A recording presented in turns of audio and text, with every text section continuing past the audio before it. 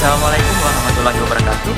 Halo Sobat Ekopom, perkenalkan nama saya Muhammad Irfan Nurdin dengan NIM N51231 program studi ilmu pemerintahan. Di video kali ini saya akan membahas sedikit mengenai perkembangan APBN dalam rentang waktu 2019 hingga tahun 2020. Baik, di tahun 2019 jumlah pendapatan negara itu mencapai 2.165,1 triliun, sedangkan untuk pengeluaran belanja negara sebesar 2.461,1 triliun. Hal ini mengalami defisit sebesar 296 triliun, sedangkan di tahun 2020 jumlah pengeluaran di kisaran angka 2.540,4 triliun dan pendapatan sebesar 2.233,2 triliun. Angka ini kemudian mengalami perubahan karena penyesuaian yang dilakukan sebagai respon terhadap COVID-19 yang mempengaruhi pendapatan belanja negara secara signifikan.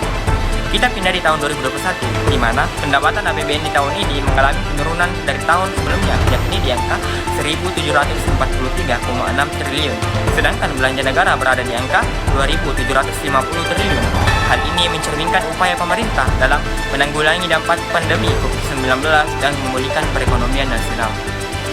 Next, di tahun 2022, pendapatan negara di tahun ini mencapai 1.846,1 triliun, sedangkan jumlah belanja negara harus dipenuhi sebesar 2.714,2 triliun, di mana ini juga merupakan salah satu upaya pemerintah untuk menjaga stabilitas fiskal di tahun selanjutnya. Tahun 2023, jumlah pendapatan negara di tahun ini mengalami peningkatan dari tahun sebelumnya, yakni menjadi 2.661,2 triliun, sedangkan jumlah belanja negara meningkat menjadi 3.061,2 triliun. Dengan demikian pula, defisit terjadi sebesar 598,2 triliun. Dalam hal ini merupakan salah satu upaya pemerintah untuk mendorong pemulihan ekonomi dan perkembangan nasional. Tahun terakhir yaitu rencana anggaran belanja negara di tahun 2024 sebesar 2.914,7 triliun dengan pendapatan di angka 2.802,3 triliun. Defisit yang terjadi cukup rendah dari tahun sebelumnya, yakni 112,4 triliun.